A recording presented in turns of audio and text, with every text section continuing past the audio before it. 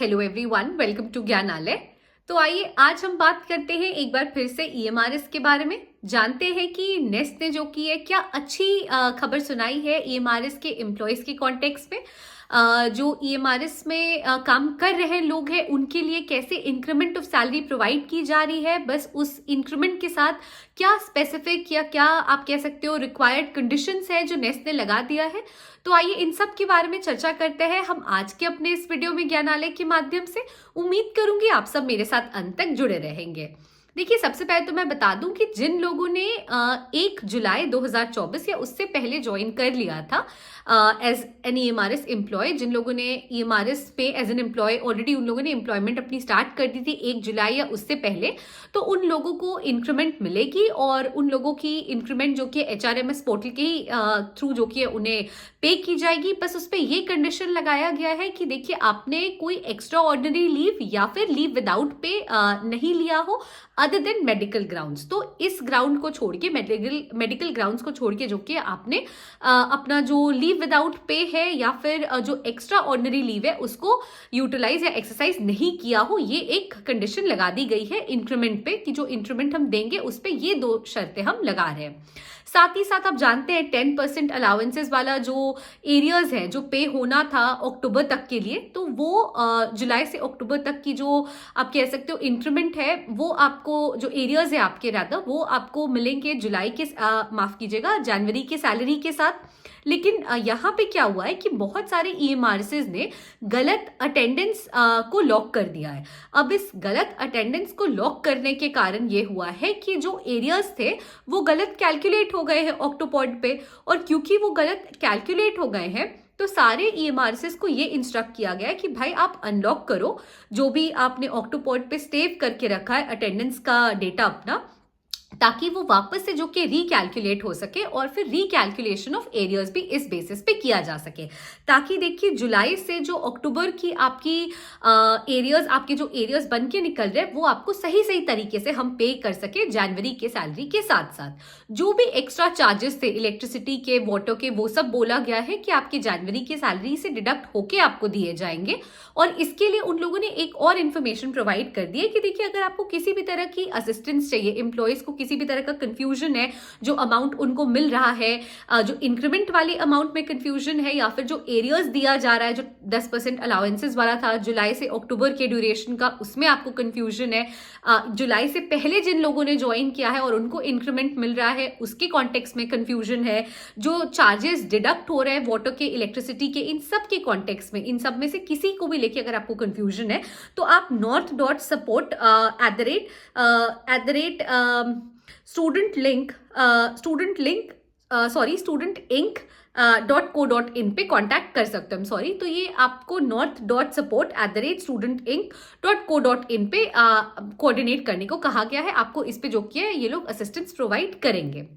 देखिए, आपको मैं बार बार यही बता रही हूँ, बहुत लोग अभी भी क्वेश्चन कर रहे हैं और कह रहे हैं कि मैम प्लीज फेक वीडियोस ना बनाएं। पता नहीं क्यों ये चीज लोग समझ नहीं पा रहे हैं कि जो ये इनिशिएटिव्स है वो क्या नेस्ट खुद ऐसे ही लेगा बस? क्या वो नेस्ट इनिशिएटिव बस उन लोगों के लिए लेगा जिन लोगों को उसने एम्प्लॉय कर लिया है? जब 38,000 लोगों को रिक्रूट करने की बात हो रखी है और अभी आप समझो लगभग या लमसम 10,000 लोग ही रिक्रूट हुए हैं, क्या वो ट्राइबल स्टूडेंट्स को संभालने की रिस्पॉन्सिबिलिटी, पढ़ाने की रिस्पॉन्सिबिलिटी, एडमिनिस्ट्रेशन को गवर्न करने की रिस्पॉन्सिबिलिटी, जहां पे 740 ईएमआरएस हैं जिसमें से कि 700 फंक्शनल हैं, तो क्या सिर्फ वो 10,000 लोग उन 700 स्कूलों को चला लेंगे? आप बताओ, क्या नए रिक्रूटमेंट को कंडक्ट करने के लिए ये सारे स्टेप्स लेने जरूरी नहीं है कि जब ऑलरेडी गलती इन 10,000 लोगों के केस में ही हो चुकी है, उसे अगर हम कर्टेल आउट नहीं करेंगे, अगर हम कर्ब आउट नहीं करेंगे, अगर हम उस चीज को सुधारेंगे नहीं, जो भी डिलेज हुए हैं अगर हम उन चीजों को आप कहो कि करेक्ट नहीं करेंगे, तो क्या 10,000 लोगों के साथ जो गलतियां हो रही है क्या वही गलतियां 38,000 लोगों के साथ नहीं होंगी? तो इसीलिए नेस्ट ये सारे इनिशिएटिव्स ले रहा है ताकि जब फ्रेश रिक्रूटमेंट कंडक्ट हो तो उस केस में ये डिलेज नहीं हो, और कहीं ना कहीं फ्रेश रिक्रूटमेंट उन्हें बहुत जल्दी इन नियर फ्यूचर कंडक्ट करना है, तभी तो वो ये सारे स्टेप्स ले रहा है।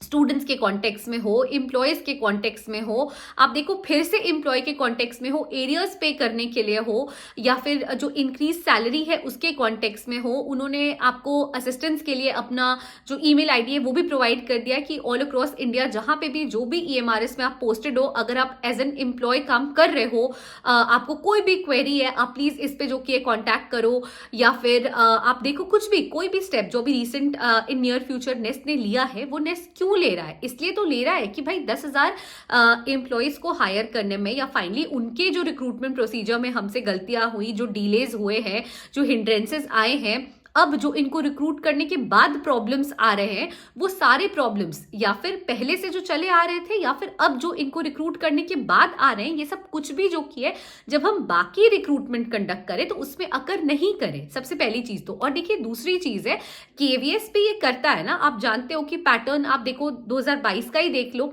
जब केवीएस ने रिक्रूटमेंट किया था तो क्या केवीएस ने ये सिस्टम फॉलो नहीं किया कि उन लोगों ने रिक्रूटमेंट जब नोटिफिकेशन निकाला, नोटिफिकेशन से एग्जाम कंडक्ट होने के बीच का जो टाइम गैप है वो रिड्यूस कर दिया। तो क्या सेम चीज ईएमआरएस फॉलो नहीं कर सकता है? आप ये बताओ, क्या नेस्ट अथॉरिटी सेम चीज जो कि है अपने गवर्निंग प्रिंसिपल्स में नहीं अडॉप्ट कर सकते हैं कि भाई हम नोटिफिकेशन निकाल रहे हैं और एग्जाम कंडक्ट करेंगे, लेकिन उसके बीच का जो गैप देंगे हम नोटिफिकेशन से एग्जाम कंडक्ट होने का, वो हम रिड्यूस कर देंगे अगर हमें इधर डिले हो रहा है नोटिफिकेशन निकालने में? तो हर चीज पे एक पॉजिटिव अप्रोच क्यों नहीं रखना? हर चीज पे हम सिर्फ नेगेटिव क्यों सोचते हैं, या हमारा दिमाग सिर्फ नेगेटिविटी की तरफ क्यों जाए कि अच्छा हाँ मैम ने बोला तो था, अभी तक रिक्रूटमेंट नहीं हुआ, अभी तक नोटिफिकेशन ही नहीं आया, ये शानदार साल कैसे है, अभी तक तो इन्होंने नोटिफिकेशन ही नहीं निकाला है। आप हमेशा नेगेटिव चीजें क्यों देखते हो? आप पॉजिटिव चीजें भी तो देखो कि नेस्ट कितने इनिशिएटिव्स ले रहा है। आप ये भी तो देखो कि ऑलरेडी कितने सुधार करने की कोशिश कर रहा है, और उस 10,000 लोगों को जिसने या फिर जिन लोगों को नेस्ट ने हायर कर लिया है, सिर्फ उनके बेसिस पे वो कॉलेज वो स्कूल नहीं चल जाएगा। माफ कीजिए, जितने भी स्कूल्स अभी रनिंग हैं, फंक्शनल हैं, सिर्फ उन 10,000 लोगों से वो नहीं चलेगा। तो उसमें और लोगों को रिक्रूट करना ही करना है नेस्ट को, और बस नेस्ट ये चाह रहा है कि जो गलतियां हो रखी हैं वो अब ना हो, और इसीलिए सारी गलतियों को सुधारने के बाद नेस्ट रिक्रूटमेंट कर रहा है। और रिक्रूटमेंट करने की प्रोसीजर में भी या प्रक्रिया में भी नेस्ट चेंजेस कर सकता है। नेस्ट ऑटोनोमस बॉडी है, वो अथॉरिटी है, जब वो वहां पे गवर्न कर रहे हैं ईएमआरएसएस को, तो वो कर सकते हैं कि नोटिफिकेशन और एग्जाम का जो डेट रखे वो उसके बीच में कम गैप निकाल के वो एग्जाम कंडक्ट करा दे और रिक्रूटमेंट कर दे। तो प्लीज आप नेगेटिव अप्रोच मत रखें, पॉजिटिव अप्रोच रखें। और डेफिनेटली आप देखना नेस्ट की जो रिक्रूटमेंट की प्रक्रिया होगी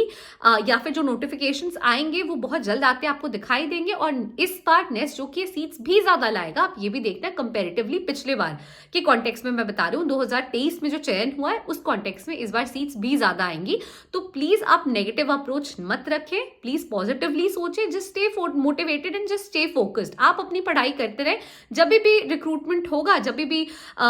ये जो चयन की प्रक्रिया है वो शुरू कर दी जाएगी, नोटिफिकेशंस निकाले जाएंगे, आप नोटिफिकेशंस भरना, एग्जाम दे देना। आप केपेबल होगे तो आपका क्यों नहीं होगा? फिर चाहे कल हो या आज हो, जब भी नोटिफिकेशंस निकले और अगर आप पढ़ लोगे तो सिर्फ ईएमआरएस नहीं, ऑलमोस्ट सेम पैटर्न है, एनवीएस केवीएस, आप सबके एग्जाम्स दे पाओगे। तो प्लीज नेगेटिव अप्रोच लेके मत चले, जस्ट स्टे फोकस्ड। आप अपना काम करें, अपने पार्ट पे आप काम करते चले, फिर जब भी नोटिफिकेशंस निकलेगा you will be competent enough to appear and qualify the exam. So thank you so much for watching the video till the end. Please stay tuned to ज्ञानालय। जो अपडेट्स हमारे तक आएंगे हम आप तक जल्दी से जल्दी पहुंचाने की पूरी कोशिश करेंगे। So thank you so much and please stay tuned. Thank you.